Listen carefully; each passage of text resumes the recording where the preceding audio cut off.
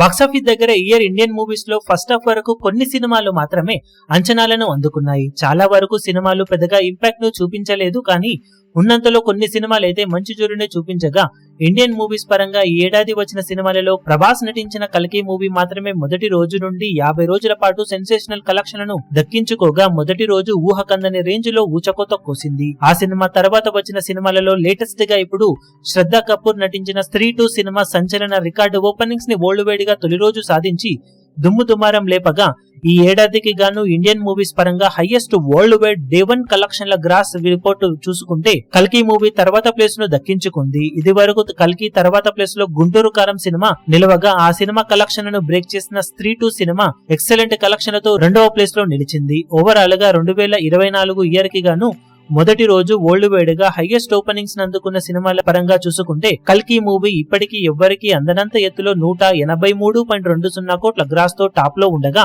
స్త్రీ 2 సినిమా 83.45 కోట్ల రేంజ్ లో గ్రాస్ ను అందుకుంది.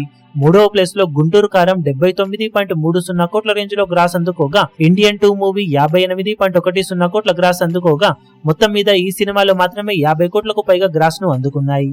తర్వాత ఫైటర్ మూవీ 35.65 కోట్ల గ్రాస్ ను, బడే మియా చోటే మియా 32 కోట్ల వరకు గ్రాస్ ను అందుకోగా తంగలాన్ మూవీ 26.15 కోట్ల గ్రాస్ ను, హనుమాన్ మూవీ 24.5 కోట్ల గ్రాస్ ను, టిల్లు స్క్వేర్ 23.7 కోట్ల దాకా గ్రాస్ ను అందుకున్నాయి. ఓవరాల్ గా టాప్ ప్లేస్ లో కల్కి అలాగే కొనసాగుతూ ఉండగా ఇయర్ ఎండ్ వరకు చూసుకుంటే 1-2 సినిమాలు ఈ రికార్డు ఓపెనింగ్స్ ని టార్గెట్ చేసే అవకాశం ఉన్నా రిలీజ్ విషయంలో పక్కా గ్రాండ్ రిలీజ్ దక్కితే తప్పితే కల్కి రికార్డు ఈ ఏడాది కొనసాగే ఛాన్సెస్ ఎక్కువగా ఉన్నాయి. మరి బాక్సాఫీస్ దగ్గర అప్కమింగ్ టైమ్ లో వచ్చే సినిమాలలో కల్కి మూవీ ఓపెనింగ్స్ ని అందుకునే సినిమాగా ఏ సినిమా నిలుస్తుందని మీరు ఎక్స్పెక్ట్ చేస్తున్నారో కింద కమెంట్ సెక్షన్ లో చెప్పండి.